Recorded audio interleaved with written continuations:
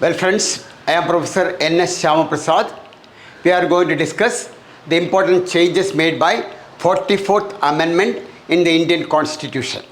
It's a very important amendment, and you must remember this was passed by the Janata Party. This amendment was passed in 1978 by Janata Party, and the Prime Minister of India at that time was Morarji Desai. And we had an emergency from 75 to 77. And after this emergency, Congress party was defeated and Janata Party came to power. And Morarji Desai became the first non-Congress Prime Minister of India. അപ്പോൾ ഇവർ അധികാരത്തിൽ വന്നു കഴിഞ്ഞപ്പം ഭരണഘടനയിൽ കുറേ മാറ്റങ്ങൾ വരുത്താൻ തീരുമാനിച്ചു. പ്രധാനമായിട്ടും ഉള്ള മാറ്റം എന്ന് വെച്ചാൽ emergency powers of the president of India. അപ്പം മൊറാർജി ദേശായി അല്ലെങ്കിൽ അന്നത്തെ മന്ത്രിസഭയിലെ വാജ്പേയി, എൽ.കെ. അഡ്വാണി, ജോർജ് ഫെർണാണ്ടസ് ഇവരെല്ലാം അന്ന് ജയിലിലായിരുന്നു. ഇന്ത്യൻ എമർജൻസി കാലത്ത് ഇവരെല്ലാം ജയിലിലായിരുന്നു. അപ്പോൾ ഇലക്ഷൻ വന്നു, ഇവരെല്ലാം റിലീസ് ചെയ്തു, ഫണ്ടമെൻ്റൽ റൈറ്റ്സ് എല്ലാം തിരിച്ചു വന്നു. പക്ഷേ മൊറാർജി ദേശായിക്കും ജനതാ പാർട്ടി നേതാക്കന്മാർക്കും ഒരു ഭയമുണ്ടായിരുന്നു.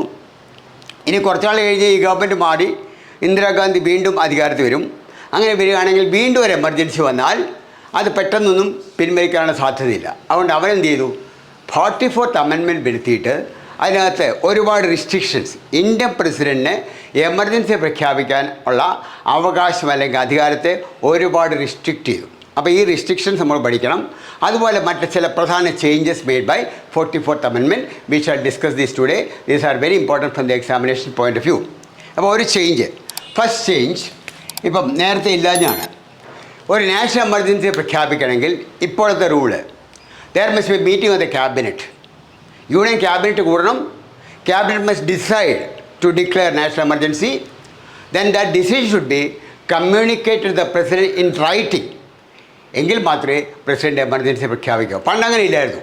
ഇപ്പം എങ്ങനെയാണ്, കേന്ദ്ര മന്ത്രിസഭ കൂടണം, മന്ത്രിസഭ തീരുമാനിക്കണം, എമർജൻസി പ്രഖ്യാപിക്കാനുള്ള തീരുമാനം റിട്ടണായിട്ട് in black and white it should be send to the president and then only president can declare emergency. പണ്ടങ്ങനെ അല്ലായിരുന്നു. 75 അന്നത്തെ പ്രൈം മിനിസ്റ്റർ പ്രസിഡന്റിനെ പിടിച്ച് ഫോണിൽ പറഞ്ഞു and on the base of that emergency was declared. Now it is not possible. അപ്പോൾ ഒരു restriction വരുത്തി ക്യാബിനറ്റ് കൂടണം. അപ്പോൾ ക്യാബിനറ്റ് എന്നൊരു വാക്ക് ഇന്ത്യ ഭരണഘടനയ്ക്കകത്ത് ഇല്ലായിരുന്നു. ക്യാബിനറ്റ് പകരം ഭരണഘടന ഉപയോഗിച്ചിരുന്ന പോലെ കൗൺസിൽ ഓഫ് മിനിസ്റ്റേഴ്സാണ്. രണ്ട് ഇംഗ്ലീഷിൽ നോക്കുക, രണ്ടും ഡിഫറെൻറ്റ് ടേംസാണ്. മലയാളത്തിൽ രണ്ടിൻ്റെ മീനിങ് മന്ത്രിസഭ എന്നാണെങ്കിലും ക്യാബിനറ്റിന് വേറൊരു സ്പെഷ്യൽ മീനിങ് ഉണ്ട്. അപ്പോൾ ആദ്യമായിട്ട് ഇന്ത്യ ഭരണഘടനയ്ക്കകത്ത് ക്യാബിനറ്റ് എന്നൊരു വാക്ക് വരുന്നത് ഈ 44th അമെൻമെൻറ്റിൽ കൂടിയാണ്. ആർട്ടിക്കിൾ 352 അതിൽ മാത്രമേ ഇപ്പോഴും ക്യാബിനറ്റ് എന്നൊരു വേർഡുള്ളൂ. അപ്പോൾ ക്യാബിനറ്റ് എന്നുള്ള വേർഡ് ആഡ് ചെയ്തത് ഈ 44th അമെൻമെൻറ്റിൽ കൂടെ ജനതാ പാർട്ടിയാണ്. 352ലാണ് you can see the word cabinet. ഇനി രണ്ടാമത്തെ റെസ്ട്രിക്ഷൻ നമുക്കെല്ലാം അറിയാം, ഇൻറ്റേർണൽ ഡിസ്റ്റർബൻസ്. ഇന്ദിരാഗാന്ധിയുടെ കാലത്ത് മൂന്നാമത്തെ എമർജൻസി ഇൻറ്റേർണൽ ഡിസ്റ്റർബൻസ്, രാജ്യത്തിനകത്തുള്ള ഡിസ്റ്റർബൻസ്, അതിൻ്റെ ബേസിലാണ് എമർജൻസി പ്രഖ്യാപിച്ചത്. ഇപ്പോൾ ജനതാ പാർട്ടി ഇപ്പം നിയമം കൊണ്ടുവന്നു, ഇൻറ്റേർണൽ ഡിസ്റ്റർബൻസ് ഒരു സില്ലി ഗ്രൗണ്ടാണ്, a flimsy ground. On the base of internal disturbance we cannot declare emergency. ഇനി എമർജൻസി വേണമെങ്കിൽ ഇൻറ്റേർണൽ ഡിസ്റ്റർബൻസിന് പകരം ആം റിബല്യൻ എന്നൊരു ടേം ചേർത്തു. ആം റിബല്യൻ എന്ന് വെച്ചാൽ ഇന്ത്യക്കകത്ത് ഒരു സായുധ യുദ്ധം, സായുധ വിപ്ലവം എന്തെങ്കിലും നടന്നാൽ മാത്രമേ ഇപ്പോൾ ഇൻറ്റേർണൽ എമർജൻസി പ്രഖ്യാപിക്കാൻ പറ്റും. അപ്പോൾ മറ്റേ ഒരു സില്ലി ഗ്രൗണ്ടായിരുന്നു, അതെടുത്തു കളഞ്ഞു. Internal disturbances were substituted with the words ആം rebellion. This has made declaration of emergency very difficult. ഇനി മൂന്നാമത്, ഇത് കോടതി ചലഞ്ച് ചെയ്യാം. ഇപ്പോഴത്തെ പ്രൊവിഷൻ വെച്ചാൽ ഇൻറ്റേർണൽ എമർജൻസി പ്രഖ്യാപിച്ചു കഴിഞ്ഞാൽ അത് anybody can challenge this in the court.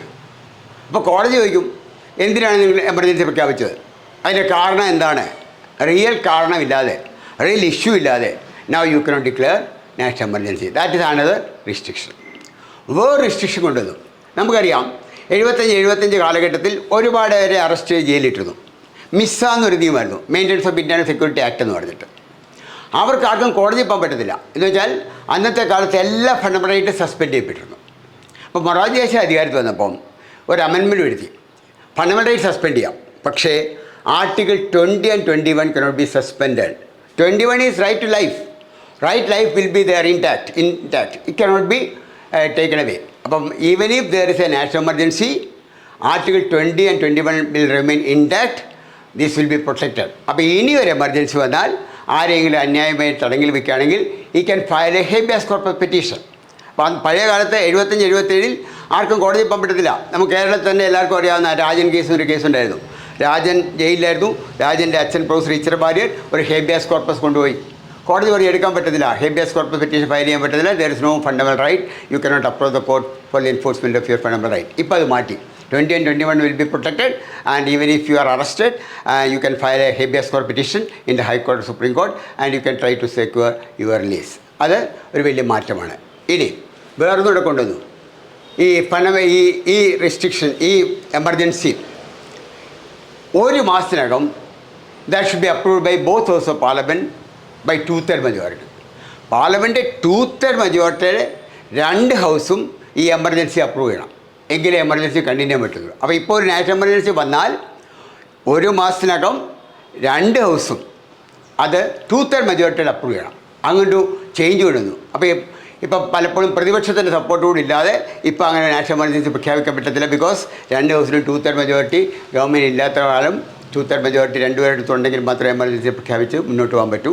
അതുപോലെ നാഷണൽ എമർജൻസി എത്ര ആൾ വേണേൽ തുടരാം. പക്ഷേ ഓരോ 6 മാസവും this should be approved by Parliament by 2/3 majority. That has also made it very difficult for the President to declare national emergency. പിന്നീട് ഈ 44th വരുത്തിയ വേറെ changes, right property fundamental right ഇത് എടുത്തു കളഞ്ഞു. നമുക്കൊരു ഫണ്ടമെന്റൽ റൈറ്റ് ഉണ്ടായിരുന്ന റൈറ്റ് പ്രോപ്പർട്ടി, ആ റൈറ്റ് പ്രോപ്പർട്ടി എടുത്തു കളഞ്ഞു. അപ്പോൾ റൈറ്റ് പ്രോപ്പർട്ടി എടുത്തു കളഞ്ഞപ്പം 2 ആർട്ടിക്കിൾ ഇല്ലാതായി. ഒന്ന് ആർട്ടിക്കിൾ 31 മെയിൻ ആർട്ടിക്കിൾ. പിന്നെ നേരത്തെ നമ്മൾ പറഞ്ഞ 19(1)(f) ഈ രണ്ടും റൈറ്റ് പ്രോപ്പർട്ടിയുമായിട്ട് ബന്ധം 2 എടുത്തു കളഞ്ഞിട്ട് ഒരു പുതിയ ആർട്ടിക്കിൾ എഴുതി ചേർത്തു. അങ്ങനെ ഇപ്പോൾ റൈറ്റ് പ്രോപ്പർട്ടി ഒരു ലീഗൽ റൈറ്റായി. ഈ റൈറ്റ് പ്രോപ്പർട്ടി ഫണ്ടമെന്റൽ റൈറ്റിൽ നിന്ന് മാറുകയും ചെയ്തു. ഇനി മറ്റൊരു ചേഞ്ച്, നാഷണൽ എമർജൻസി കാലത്ത് ഇന്ദിരാഗാന്ധിയുടെ കാലത്ത് ലോക്സഭയുടെ ടേമും അസംബ്ലി ടേമും 6 വർഷമാക്കിയായിരുന്നു. ടേം എക്സ്റ്റെൻഡ് ചെയ്തിരുന്നു. ഈ 44th അമെൻമെൻറ്റ് എന്ത് ചെയ്തു? ഈ ടേം കുറച്ചു, വീണ്ടും നോർമൽ 5 year ആക്കി. അപ്പോൾ ഇപ്പോൾ ലോക്സഭയുടെ അസംബ്ലിയുടെ ടെന്യൂർ 5 years ആണ്. അത് ഈ 44th അമെൻമെൻറ്റ് വരുത്തിയ ചേഞ്ചാണ്. മറ്റൊരു പ്രത്യേകത, നേരത്തെ പ്രൈം മിനിസ്റ്റർ തീരുമാനിച്ചാൽ എമർജൻസി വിഡ്രോ ചെയ്യാൻ പറ്റുള്ളൂ. ഇപ്പം പ്രൈം മിനിസ്റ്റർ എമർജൻസി വിഡ്രോ ചെയ്യാൻ തയ്യാറല്ലെങ്കിൽ പോലും 44th അമെൻമെൻറ്റ് ഒരു പ്രൊവിഷൻ ഉണ്ടാക്കിയിട്ടുണ്ട്. ലോക്സഭയ്ക്ക് വേണമെങ്കിൽ ഒരു റെസൊല്യൂഷൻ പാസ്സാക്കാം, സിമ്പിൾ മെജോറിറ്റി റെസൊല്യൂഷൻ പാസ്സാക്കാം. എന്നിട്ട് പറയുകയാണ്, ഇന്ത്യൻ പ്രസിഡന്റ് പറയുകയാണ് ഈ എമർജൻസി വിഡ്രോ ചെയ്യണം. അപ്പോൾ പ്രൈം മിനിസ്റ്റർ സമ്മതമില്ലാതെ ലോക്സഭ ഒരു സിമ്പിൾ മെജോറിറ്റിയോടെ ഒരു റെസൊല്യൂഷൻ പാസ്സാക്കി പ്രസിഡന്റിന് കൊടുക്കുകയാണെങ്കിൽ പ്രസിഡന്റ് എമർജൻസി വിഡ്രോ ചെയ്യണം. ഇതുവരെ അങ്ങനെ സംഭവിച്ചിട്ടില്ല. അങ്ങനെ വന്നാൽ പ്രൈം മിനിസ്റ്റർ ചിലപ്പോൾ രാജിവെക്കേണ്ടി വരും. ബിക്കോസ് പ്രൈം മിനിസ്റ്റർ സമ്മതമില്ലാതായിരിക്കും ഈ റെസൊല്യൂഷൻ പാസ്സാകുന്നത്. അങ്ങനെ ഒരു പ്രൊവിഷൻ ഉണ്ടാക്കിയിട്ടുണ്ട്. പ്രൈം മിനിസ്റ്റർ ബില്ലിംഗ് അല്ലെങ്കിൽ പോലും majority members of the Lok Sabha can decide to withdraw emergency. പക്ഷേ അതിൻ്റെ റൂൾ എന്ന് വെച്ചാൽ ലോക്സഭ ഇല്ലാത്ത സമയമാണെങ്കിൽ സൈൻ ബൈ 1/10 മെമ്പേഴ്സ് പ്രസിഡന്റ് ഒരു നോട്ടീസ് കൊടുക്കണം. ഇങ്ങനെ ഒരു ലോക്സഭ വിളിച്ചു കൂട്ടി ഇത് ചർച്ച ചെയ്യണം. ഇനി ലോക്സഭ കൂടിയിരിക്കുകയാണെങ്കിൽ ഈ നോട്ടീസ് സ്പീക്കർ കൊടുക്കണം. സ്പീക്കർ എന്ത് ചെയ്യണം? ഒരു സെഷൻ ഇതിനെക്കുറിച്ച് ചർച്ച ചെയ്യാനായിട്ട് ഒരു അറേഞ്ച്മെൻറ്റ് കൊടുക്കണം. അങ്ങനെ ഈ ഹൗസിനെക്കുറിച്ച് ചർച്ച ചെയ്ത് ഇത് റെസൊല്യൂഷൻ പാസ്സാക്കാൻ എമർജൻസി പിൻവലിക്കാനായിട്ട് അങ്ങനെ ചെയ്താൽ പ്രസിഡന്റ് ഈ പിൻവലിക്കണം. അപ്പോൾ ഇങ്ങനെ ഒരു റിക്വസ്റ്റ് കൊടുക്കുകയാണെങ്കിൽ 2 ആഴ്ചയ്ക്കകം പ്രസിഡൻ്റ് ആയാലും സ്പീക്കർ ആണെങ്കിലും ഇതിനുള്ള വേണ്ട അറേഞ്ച്മെൻറ്റ് വരുത്തണം. അത് ഒരു നോവൽ ഫീച്ചറാണ്. ഇനി മറ്റൊരു പ്രധാന ഫീച്ചറൂടെ ഓർത്തിരിക്കണം.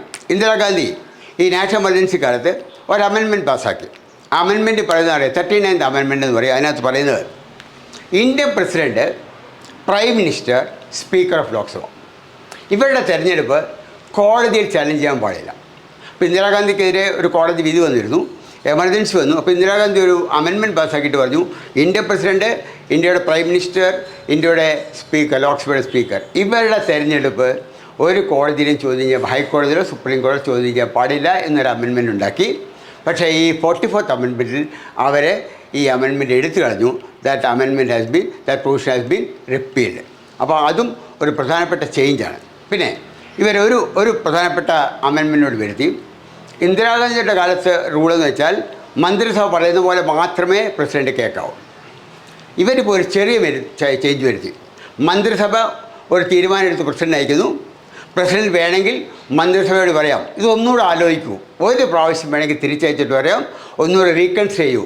പക്ഷേ റീകൺസിഡർ ചെയ്തിട്ട് മന്ത്രിസഭ അത് തീരുമാനിച്ചാൽ അത് നടപ്പിലാക്കിയേ പറ്റുള്ളൂ.